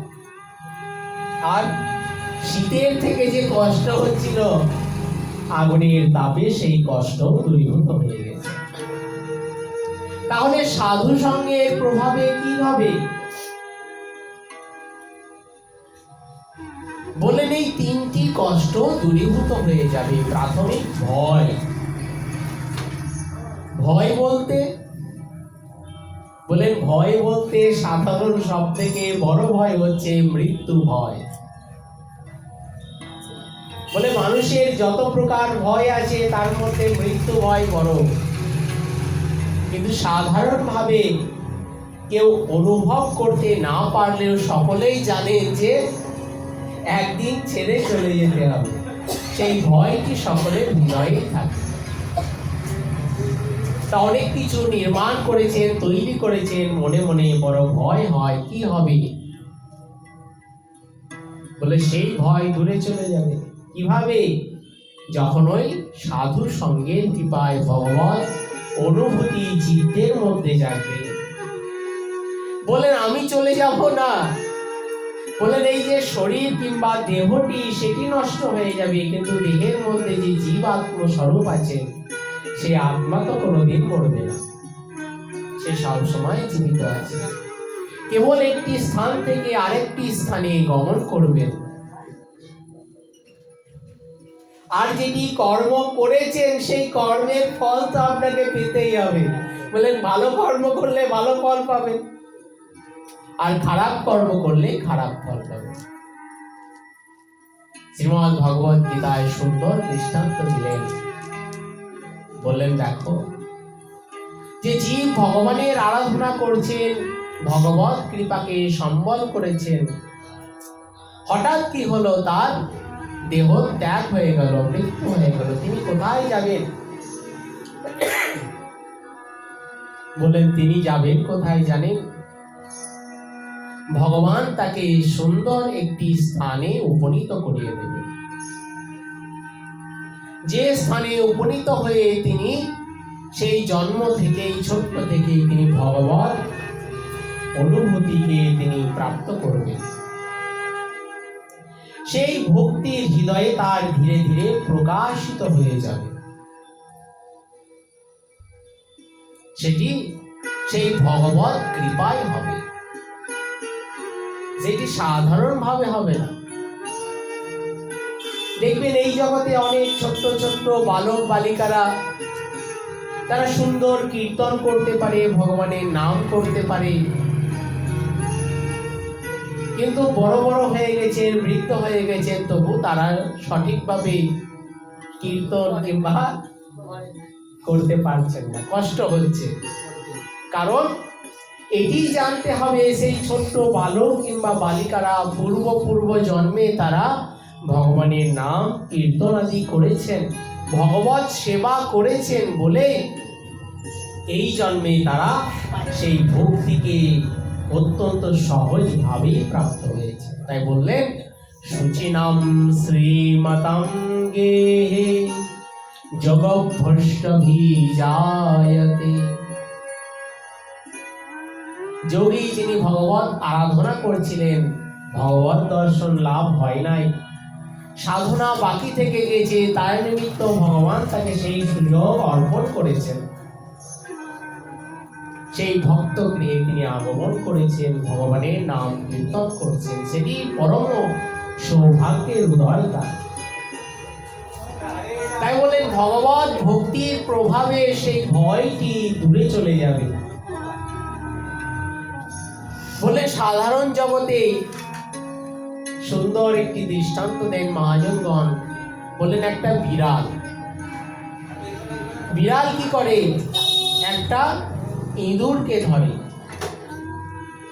বলে যেই মাত্র ধরলো সেই মাত্রই সে শেষ। কিন্তু সেই একই বিড়াল একই মুখ দিয়ে সে তার নিজের ছোট্ট বাচ্চাকে ধরে। বলে বাচ্চার কি কোনো কষ্ট হয়? বলে বাচ্চার কোনো কষ্ট হয় না, সে আনন্দে এক জায়গা থেকে অপর জায়গায় চলে যায়। বলে সেই রকম ভাবে এই জগতে মৃত্যু সেই বিড়ালের মতন আগমন করেছে। বলে তাদের এই সংসারের প্রতি একান্ত অভিনিবেশ, বলে সংসার থেকে যেতে তাদের বড় কষ্ট হয়, বলে ছেড়ে যেতে চায় না, তাই অত্যন্ত কষ্ট হয়। বলে সেই বিড়ালের ছানার মতন এসে ধরবে, জোর করে তুলে নিয়ে চলে যাবে। বললেন আর কৃষ্ণ ভক্ত তারা, বলে মৃত্যু কি তাদের আসবে না? বলে মৃত্যু তাদের আসবে, কিন্তু জানেন তারা কি জানেন? বললেন সেই মৃত্যু এসে আমাদের আরো উন্নত পর্যায়ে নিয়ে গমন করবেন, যেখানে আমরা আরো সুন্দরভাবে ভগবানকে লাভ করতে পারবো, তার মহিমা জানতে পারবো। তাই বললেন সৎসঙ্গের প্রভাবে সেই মৃত্যু ভয় এবং অন্যান্য ভয়ও চলে যাবে, সাধারণ কষ্ট আর থাকবে, ভয় চলে গেছে। বললেন তাহলে যে এত শীতের মধ্যে কত কষ্ট পাচ্ছিলেন, অগ্নির তাপে কি হলো, তার সেই কষ্টটি চলে গেল। তো সেই রকম ভাবে আমরা এই জগতে তিন প্রকারে কষ্ট পাই, আধ্যাত্মিক, আদি দৈবিক, আদি ভৌতিক। বলে সব কষ্ট চলে যাবে, বলে সব কষ্ট চলে অবশ্যই যাবে। কিভাবে যাবে? যখন ভগবৎ স্মৃতি তার হৃদয়ে জাগ্রত হবে, তিনি কি অনুভব করবেন? বলেন যে এটি মনের একটি প্রকার মাত্র। বলেন আমরা কেবল পূর্ব কর্মের দ্বারা এই দুঃখ পাই, তাহলে সেই দুঃখ কিংবা আনন্দের মধ্যে তারা কখনোই নিজের আত্মহারা হয়ে পড়বে। সুখে শোনন বিঘ্নমনা, দুঃখে সুখ। তাই বললেন দুঃখও চলে যাচ্ছে। কেন যাচ্ছে? বললেন ভক্তের মনটি হচ্ছে বড় সুন্দর। বলেন এই যে সমস্ত দুঃখের কারণ মন, পূর্বে আমরা শ্রবণ করলাম। বলে মনের যেটি অনুকূল সেটি সুখ হবে, আনন্দ হবে, আর মনের প্রতিকূল হলেই দুঃখ হবে। বলেন ভক্ত কি করেন? বলেন এই সংসারের জগতে নিজের মনকে রাখেন না, মনটিকে নিয়ে গিয়ে ভগবানের চরণে অর্পণ করে দেন। বলে সংসারে কি আসছে? বলে সংসারে কখনো দিন হয়, কখনো রাত্রি হয়। বলে জীবনের মধ্যে সেই রকম কখনো সুখ আসে, কখনো দুঃখ আসে। এটি জীবনের একটি ধারা। তা সেদিকে মন সংযোগ না করে ভক্ত নিজের মনকে গোবিন্দের চরণে অর্পণ করে দেন, গোবিন্দের কথাই চিন্তন করেন, সুখের মধ্যেও করেন, দুঃখের মধ্যেও করে থাকেন। তার জন্য তার কোনো কষ্টই তিনি অনুভব করেন না। তাই বললেন সেইভাবে তার কষ্ট চলে যাবে। বলে সাধারণভাবে কেউ ঘরের মধ্যে আছেন, কি হয়েছে না তিনি ঘরের মধ্যে বসে হয়তো টিভি দেখছেন, টিভির মধ্যে একটা কোনো সংবাদ চলছে। তা মনটা কোন দিকে আছে? মনটা আছে সেই টিভির মধ্যে, সংবাদ চলছে, সংবাদ শুনছেন, কোথায় কি হচ্ছে। হঠাৎ একজন ঘরের মধ্যে এসে জিজ্ঞাসা করলেন, আরে অমুকজন এসেছিলেন? বলে কই না তো, দেখি নাই তো। বলে দেখো তার মনটি কোথায় ছিল? মনটি ছিল সেই সংবাদের মধ্যে, কারণ কে আসলো কে গেল সেই দিকে তার মন ছিল না। তাই বললেন মনি এব মনুষ্যস্য আসক্তি বন্ধ মুক্ষয় বদ্ধন্তু বিষয়াসক্তম মুক্তম নির্বিষয়ম মনঃ। বলে জীবের মনটি হলো একান্ত সেই কারণ। যদি সাধারণ বিষয়ের প্রতি মন আকৃষ্ট হয়ে যায় তাহলে সেই বিষয়কে পেলে আনন্দ, আর সেই বিষয় চলে গেলে না পেলে কষ্ট, দুঃখ। সেটি সাধারণ জীবের ক্ষেত্রে, কিন্তু ভগবত ভক্তের নিকটে তার ভগবত বিষয়টি বড় আনন্দের। সেই নিমিত্ত নরোত্তম ঠাকুর মশাই বলছেন, বললেন দেখো তোমার মনের যে ভাব, অন্তরের মধ্যে মনের মধ্যে 6টি গুণ থাকে।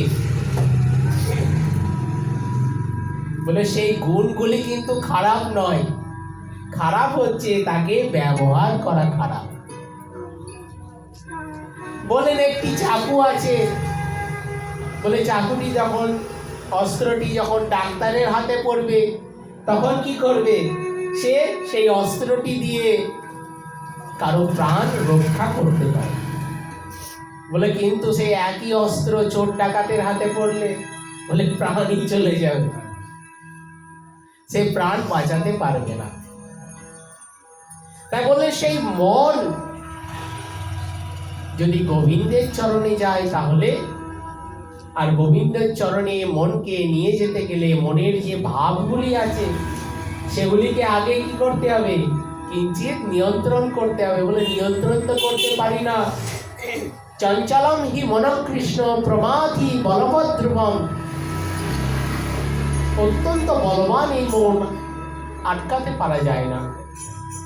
ভগবান বলছেন হে মহাবাহ, তুমি তো মহাবীর, কিন্তু মনকে নিয়ন্ত্রণ করতে পারছো না। অভ্যাসেনা তু কৌন্তেয়া বৈরাগ্যেন চ গৃহ্যতে। অভ্যাসের দ্বারা আর বৈরাগ্যের দ্বারা তোমরা সেই মনকে নিয়ন্ত্রণ করতে পারবে। পুনঃ পুনঃ অভ্যাস, বারবার অভ্যাস করতে হবে। আর কি বৈরাগ্য, কেন? বিগত রাগ যস্য সব বৈরাগ্য, বলে যেটি পেয়েছো বা পাওয়ার জন্য চেষ্টা করছো, সেটি পেলে তোমার কি লাভ হবে?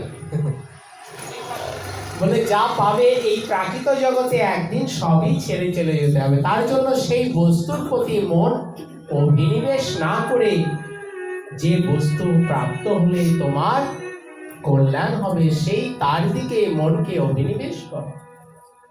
তাই নরোত্তম ঠাকুর মশাই কি বলছেন? তিনি বলছেন, দেখো হৃদয়ের মধ্যে কাম, ক্রোধ, লোভ, মোহ, মদ, মাৎসর্য, সেই গুণগুলি আছে। বলে সেই গুণগুলি খারাপ নয়, কিন্তু তাকে ব্যবহার করছেন খারাপ অনুযায়ী। তাহলে বলে সেই গুণগুলিকে ভগবত সেবা রূপী কর্মে নিয়োজিত করে দাও। তাই বলছেন, কাম কৃষ্ণ কর্মার্পণে ক্রোধ ভক্ত দেশী জনে লোভ সাধু সঙ্গে হরি কথায় মোহ ইষ্ট লাভ বিনে মদ কৃষ্ণ গুণগানে নিযুক্ত করিব যথা যথায়। কাম কৃষ্ণ কর্মার্পণে, বলে কত অভিলাষ হয়, কিন্তু অভিলাষটি কি করবে? বলে কৃষ্ণ সেবায় নিয়োজিত করবে। বলে সুন্দর সুন্দর বস্তু খেতে বড় ভালো লাগে, বলে খাওয়া খেতে নিষেধ নেই, তাহলে কি করবে? বলে যখন নিয়ে আসবে সে কি আগে ভগবানকে নিবেদন করবে, এবং ভগবানকে নিবেদন করে নিজেও গ্রহণ করবে এবং ভক্তগণকেও প্রসাদ পাবে।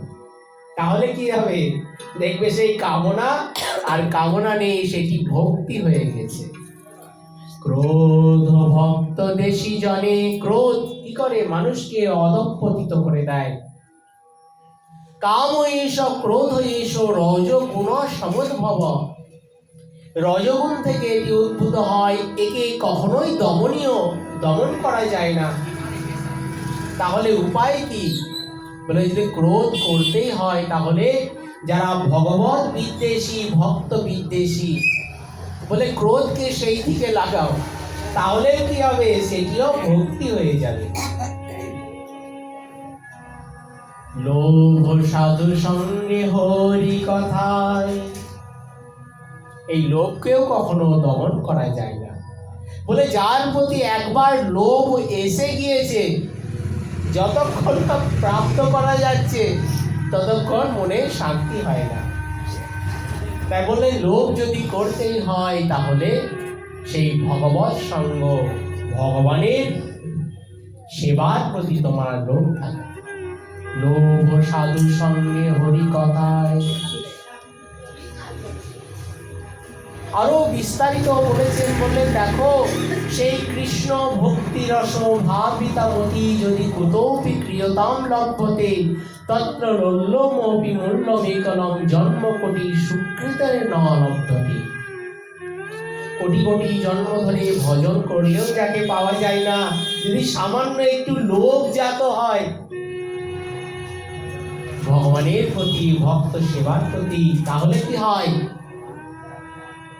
মন আপনা থেকেই ভগবানের প্রতি আকৃষ্ট হয়ে যায়।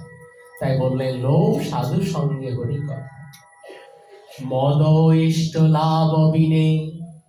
মত্ততা, লোভ মত্ত হয়ে যায় সাধারণ জগতে। বললেন এত মত্ততা এসে গেছে, অন্যদিকে তার কোনো ভ্রুক্ষেপ নেই। বললেন যদি মত্ততাকে প্রাপ্ত হতে চায়, তাহলে বলে সেই ভগবানের প্রতি আকৃষ্ট হয়ে যায়। মদ কৃষ্ণ গুণগানে নিযুক্ত করিব যথাযথায়। ভগবানের হরি কীর্তনে মত্ত হয়ে যাও। মত্ত যদি হতেই হয়, সেখানে মত্ত হয়ে গেলে এই সংসার রূপী অজগর আর কোনো ক্ষতি করতে পারবে না। মদ কৃষ্ণ গুণগানে নিযুক্ত করিব যথাযথায়। একটি বললেন না, বললেন কি? কোনটি বললেন না? বললেন মাৎসর্যকে বললেন না। বলে মাৎসর্য বড় অদমনীয়। এমনকি ভাগবতের মধ্যেও ব্যাসমুনি বললেন নির্মল সরানম শতাম। বলেন এই মৎসর যার হৃদয়ে নেই, তিনি একমাত্র সেই ভক্তিকে গ্রহণ করতে পারেন। মৎসর অর্থাৎ পরম উৎকর্ষ অসহনম। বলে অন্যের উৎকর্ষকে সহ্য করতে পারেন না, তাকে মৎসর। মৎস অগ্রেগত ইতি মৎসর। আমি আর সে একই সঙ্গে ছিলাম, কিন্তু সে আমার থেকে আগে চলে গেছে। বলে সহ্য হচ্ছে না। বললেন আমার একতলা বাড়ি আছে, তার 4 তলা হয়ে গেছে। বলে সহ্য হচ্ছে না। বললেন দেখো, যদি উৎকর্ষই দেখতে হয় তাহলে কিসের উৎকর্ষ দেখবে? সেই ভক্তির উৎকর্ষ দেখো। বলেন কত ভগবত আরাধনা করছেন, ভগবানের কীর্তন করছেন, নাম করছেন, ভগবানের সেবা করছেন। বলেন সকাল থেকে উঠে তিনি পুষ্প চয়ন করে মালা গেঁথে ভগবানকে পড়াচ্ছেন, গঙ্গা স্নান আদি করছেন। বলে উৎকর্ষ যদি দেখতে হয় সেই উৎকর্ষ দেখো, তাহলে কি হবে? নিজের মধ্যে আপনা থেকে সেই ভক্তির উন্মেষ হবে। বলে তিনি সারাদিন কত ভগবত সেবা করলেন। আমি তো করতে পারছি না, তাহলে আমারও করা উচিত। বলে তিনি ভোর 5টার সময় ঘুম থেকে ওঠে না। বলেন আমি 4টের সময় উঠবো। বলে 4টের সময় তার ফুল তোলার আগে আমি সব ফুল দিয়ে নিয়ে চলে আসবো, সে ফুল আর পাবে না। এরকম নবদ্বীপে হয়। বলে রাতে 3টের সময় উঠে সব ফুল নিয়ে হাওয়া। আমরা 5টার সময় উঠে গাছে মন্দিরে ফুল নাই। বলে ফুল কোথায় গেল? বলে ফুল সব নিয়ে চলে গেছে। বললেন বড় আশ্চর্যের কথা। বললেন যে এই যে চুরি করে নিয়ে আসলেন, বলেন এতে তার পাপ হলো না? বলে চুরি করা হলো তো, চুরি করা তো দোষের পাপের হয়। ভগবান বলছেন যে দেখো, সে চুরি করে নিয়ে এসেছে, কিন্তু কার জন্য চুরি করেছে জানো? বলে যে আমার জন্য চুরি করেছে। ভক্ত বলছেন প্রভু তোমার জন্য চুরি করেছি। বলে দোষ যদি হয় তাহলে ভগবানেরই হয়। তাই ভগবান ছাড় দিয়ে দিয়েছেন। বললেন মন নিমিত্ত কৃতম পাপম ধর্মায় কল্পতে মাম অনাদৃত ধর্মোপি পাপম সৎমৎ প্রভাবত। বলে যদি ভক্ত সুখের নিমিত্ত, ভগবানের সুখের নিমিত্ত কর্ম করেন তাহলে কি হবে? বলে সাধারণ দৃষ্টিতে সেটি পাপ কর্ম বলে মনে হলেও সেটি ধর্ম হয়ে যায়, সেটি ভক্তি হয়ে যায়। কিন্তু দেখে মনে হচ্ছে বললেন কত দান ধ্যান করছেন, কিন্তু যদি সেটি ভগবানকে অনাদৃত করে দেওয়া হয়। বলেন ভগবানের নামের জায়গায় নিজের নামটা বড় বড় করে লিখে ওপরে টাঙিয়ে দিয়েছেন। বলে কে দান করছেন? অমুক ব্যক্তি দান করছে। বলে অমুক ব্যক্তি দান করুন, ক্ষতি নেই, কিন্তু ভগবানের নামটি যেন আগে থাকে, ভগবত ভক্তি কথাটি যদি আগে থাকে তাহলে সেটি কল্যাণের হয়, মঙ্গলের হয়। কিন্তু ভগবানের জায়গায় যদি নিজের প্রভাব প্রতিপত্তিকে স্থাপন করা হয় তাহলে সেটি অনেক সময় দোষের হয়ে যায়। বললেন এক ভক্ত বড় সুন্দর ভগবানের ভজন করেন, সেই কথা স্বয়ং ভগবান তিনি কীর্তন করছেন। লক্ষ্মী দেবী বললেন, প্রভু এই এত সুন্দর এত নির্মল তোমার ভক্ত, তা কত ভক্তের কথা তুমি কীর্তন করো প্রতিদিন, তা একদিন সেই ভক্তের দর্শন করাও না। বলে তুমি দর্শন করবে? বলে দর্শন করতে গেলে তো মর্তধামে যেতে হবে, আর মর্তধামে গেলে সেখানে সাধারণভাবে তো এই ঐশ্বর্য নিয়ে যাওয়া যাবে না, ছদ্মবেশে যেতে হবে। আর সেখানে সব রকমের লোকই থাকে, ভালো মন্দ, তার জন্য নিজের আত্মপরিচয়কে গোপন করে গেলেই তুমি সেই ভক্তের দর্শন করতে পারো। বলেন আচ্ছা তাই যাব। একদিন চলেছেন সেই পথ দিয়ে, বনের পথ দিয়ে ভগবান লক্ষ্মী নারায়ণ সাধারণ বেশে চলেছেন। বলে সাধারণ বেশে চললেও লক্ষ্মী দেবী ঐশ্বর্যের দেবী তো, বলে তার ঐশ্বর্যের কিছু কিছু অংশ থেকেই গিয়েছে, সুন্দর সুন্দর অলংকার তিনি ধারণ করে আছেন। এখন নারায়ণ দেখছেন, আরে আমি বললাম যে ঐশ্বর্যকে একটু সীমিত করে দাও তবে যেতে পারবে, আর ঐশ্বর্য আরো বর্ধিত হয়ে যাচ্ছে। বলে দাঁড়াও একটু প্রকাশ করছে, এই বলে চলেছেন।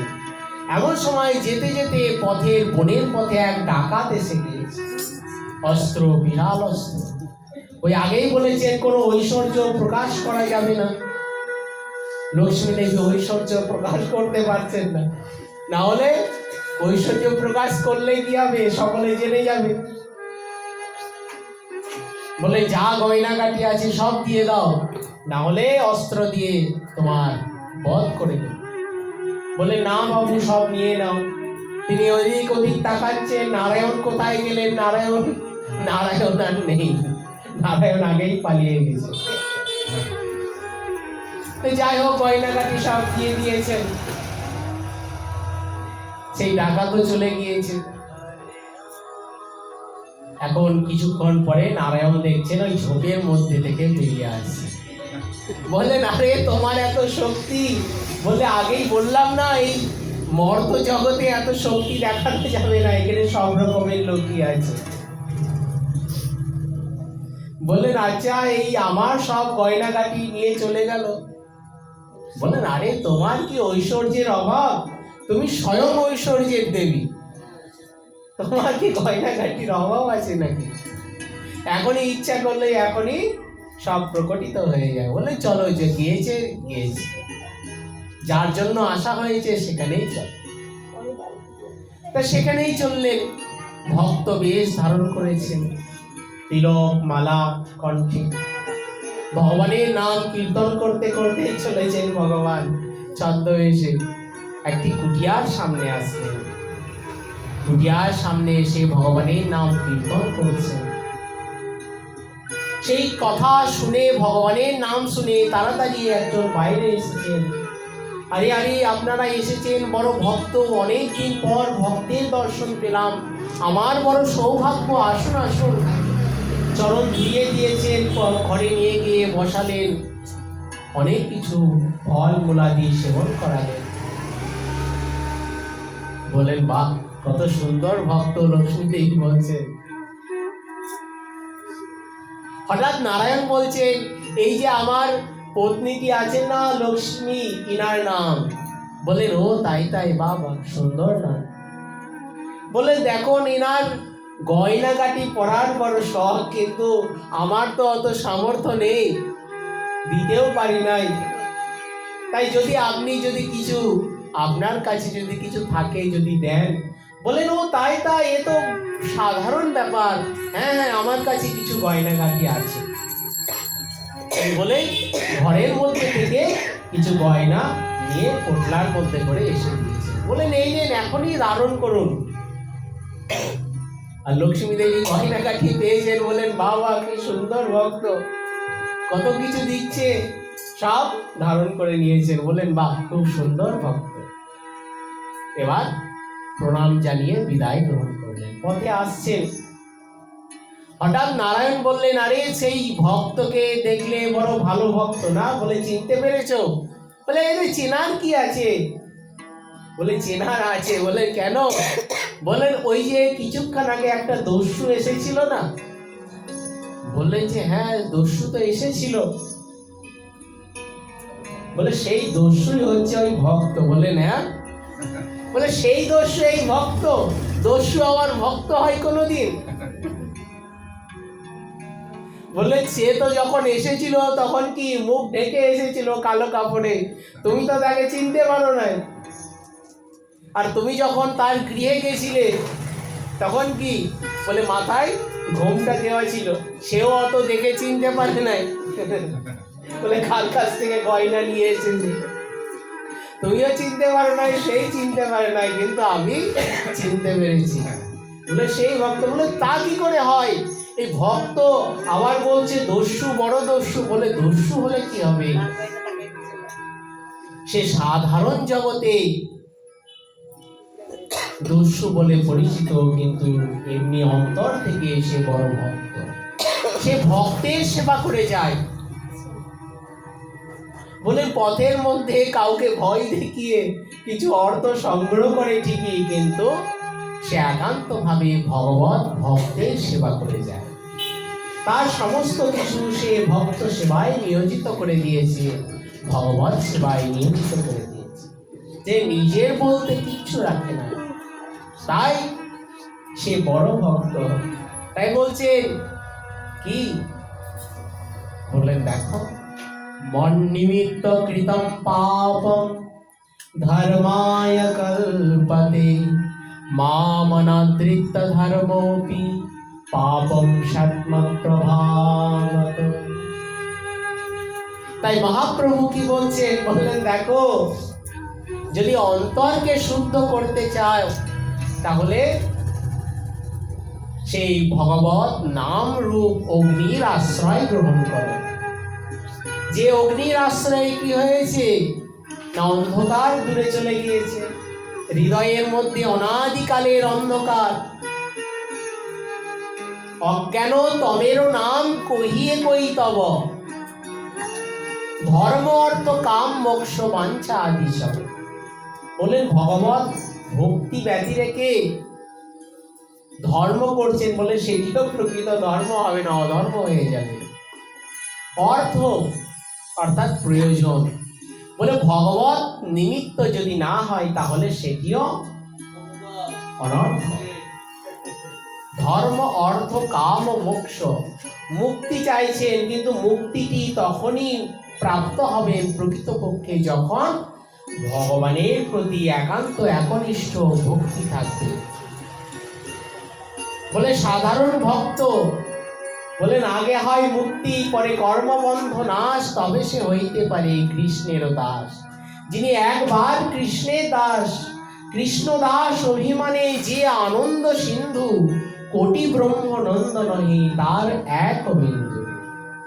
বলেন, অন্তরে যেদিন একবার জাগ্রত হয়েছে যে আমি ভগবানের দাস, অনুদাসের অনুদাস, তিনি বললেন তৎক্ষণাৎ তিনি ভগবানকে লাভ করে গিয়েছেন। অস্তু স্তাবৎ ভজন প্রয়াস তত্তৎ অভিমানেন এব সিদ্ধি। বলে, তখনই তিনি সিদ্ধি লাভ করে গিয়েছেন। বলে, যখন নিজের আত্ম পরিচয় অহংকার দূরে চলে গিয়েছে, ওই যে মনের মধ্যে অহংকার ছিল আমি অমুক জন, তার জন্য সনাতন গোস্বামীপাদ প্রশ্ন করছেন, বলেন আমি কে, আমার পরিচয়টি কি? তাই তো মহাপ্রভু বললেন কৃষ্ণ দাস অভিমানী যে আনন্দ সিন্ধু, কোটি ব্রহ্মানন্দ নহে তার এক বিন্দু। বলেন, ভগবানকে পেয়েছেন, অর্থাৎ বলেন কোটি কোটি ব্রহ্মাণ্ড আপনি পেয়ে গেছেন।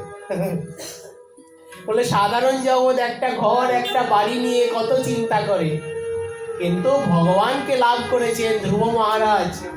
বলেন, প্রভু আজ আপনার দর্শন পেয়েছি, আপনাকে প্রাপ্ত হয়েছি, তাই আপনার কাছ থেকে এই প্রাকৃত জগতের কি চাইবো আপনাকে ছেড়ে দিয়ে। বলেন, আপনাকে ব্যতীত আর কিচ্ছু চাই না, আপনাকেই চাই। তাই মহাপ্রভু বললেন সেই চেত দর্পণ মার্জন, সেই হৃদয়ের অন্ধকার দূরী হবে কিসে? সেই হরিনামের মাধ্যমে ভব মহাদাবাগ্নি দূরে চলে যাবে, কষ্ট দূরীভূত হয়ে যাবে। আর শ্রেয়া কৈরবাশ্চন্দ্রিকা পিতরণম বিদ্যাবোধ জীবনম আনন্দাম্বুধি বর্ধনম প্রতিপদম। প্রতি পদে পদে যত ভগবত অনুভূতি হৃদয়ে প্রাপ্ত হবে, ততই কি হবে? ততই আনন্দ আপনি থেকেই প্রকাশিত হবে। তাই বললেন পরম বিজয়তে শ্রীকৃষ্ণ সংকীর্তনম। সেই ভগবান এর নাম সংকীর্তন, সেটি সর্বোত্তম।